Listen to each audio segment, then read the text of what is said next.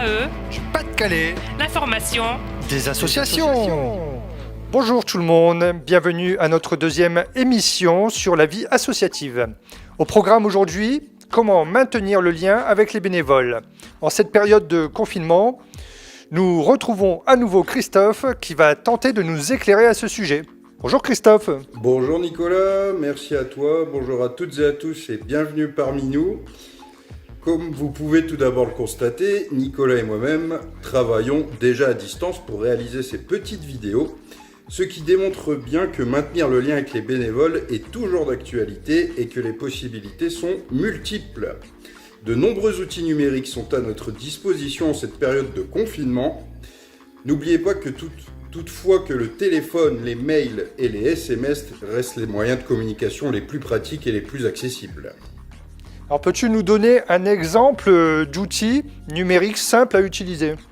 Bien sûr, il existe des outils disponibles en accès libre et gratuit et simple d'utilisation comme Zoom, comme ça se prononce, Zoom, Z2OM, Skype, Webex ou encore Framatalk. Pensez néanmoins à tester ces outils au préalable par le biais d'un petit déjeuner ou d'un apéro visio par exemple. Et quel type de travaux peuvent être menés pendant ce confinement avec ces outils ? Ce confinement, c'est également un temps où nous avons appuyé sur la touche pause de nos activités. Donc utilisons ce moment pour réaliser toutes les tâches dont nous n'avons pas le temps de nous occuper habituellement. Alors, pour vous donner quelques exemples, on peut revoir les statuts, revoir ou écrire le règlement intérieur également, revoir ou écrire le projet associatif par commission ou par petit groupe, préparer la rentrée avec les plannings d'activités, la recherche de nouvelles activités, de nouveaux bénévoles, préparer vos bulletins d'adhésion, mais vous pouvez également préparer votre assemblée générale. Exceptionnellement, elles peuvent avoir lieu jusqu'au 30 septembre 2020. Prenez le temps de préparer le rapport moral et le rapport d'activité et financier de votre association, mais surtout de réfléchir à votre méthode d'animation afin de la rendre plus attrayante et participative.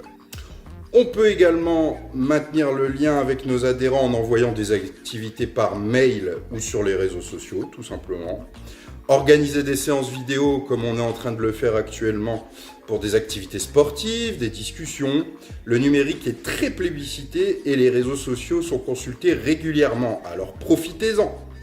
On peut aussi, parce qu'on peut faire beaucoup de choses, créer des groupes de travail sur le report des événements ou leur maintien via l'outil numérique, envisager pourquoi pas l'écriture d'un livret d'accueil du bénévole, rechercher des demandes de subventions en suivant notre actualité, par exemple, celle de la AE62, identifier un projet ou une action transversale capable de mobiliser l'ensemble des bénévoles, comme la thématique de l'environnement qui revient de plus en plus, comment faire avancer la question dans votre association.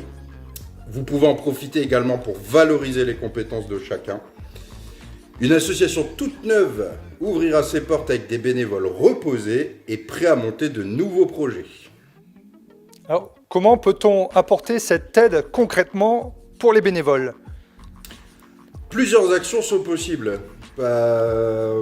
Du coup, pour les bénévoles qui sont les plus fragiles, on peut par exemple aller faire les courses pour eux, leur prêter du matériel informatique pour ceux qui ne sont pas équipés, ou encore mettre en place un accompagnement scolaire pour les adhérents.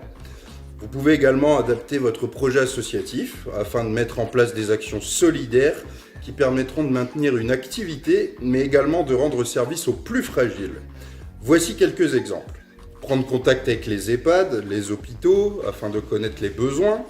Proposer de mettre en place une correspondance entre les personnes les plus fragiles et vos adhérents. Ça peut être aussi l'organisation de fabrication de masques pour soutenir la commune ou les plus fragiles. Cette action peut être accessible à tous. Des personnes peuvent préparer les kits, découpe du tissu, des élastiques. D'autres coudre les masques. Et enfin, les derniers pourront les collecter et les remettre à qui de droit. On peut prendre contact également dans le même type de structure avec le CCAS de votre commune pour venir en aide aux plus démunis, par le portage de courses ou en allant à la pharmacie. La plateforme jeveuxaider.org également vous permettra également d'identifier des missions à réaliser sur votre territoire. Merci pour toutes ces informations, Christophe. Alors, une dernière question pour la route. Comment préparer l'après-confinement? Ah, très bonne question. Eh bien, pour certaines associations, l'enjeu sera de renouer le contact avec les adhérents afin de reprendre les activités. Pour d'autres, ce sera d'organiser des événements qui ont dû être annulés et réfléchir aux actions pour pallier à la perte de la trésorerie. Mais certaines souhaiteront également réorienter leur activité afin de s'adapter à l'après-crise. Il est donc nécessaire d'organiser encore une fois des temps de réflexion collectifs à distance afin d'élaborer votre plan d'action.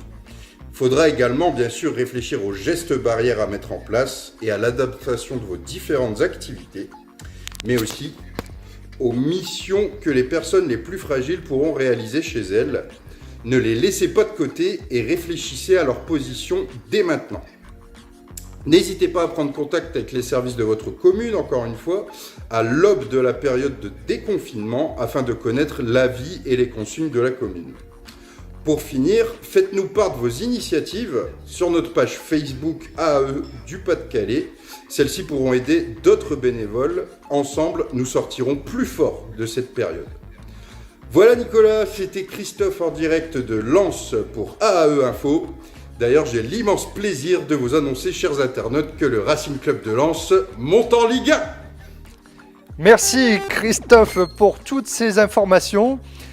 Merci à vous, internautes, de suivre la page Facebook AE62. Pour plus d'informations, l'équipe AE62 reste à votre disposition. Dans notre prochaine édition, nous parlerons plus précisément de l'utilisation des outils numériques. À bientôt sur les réseaux.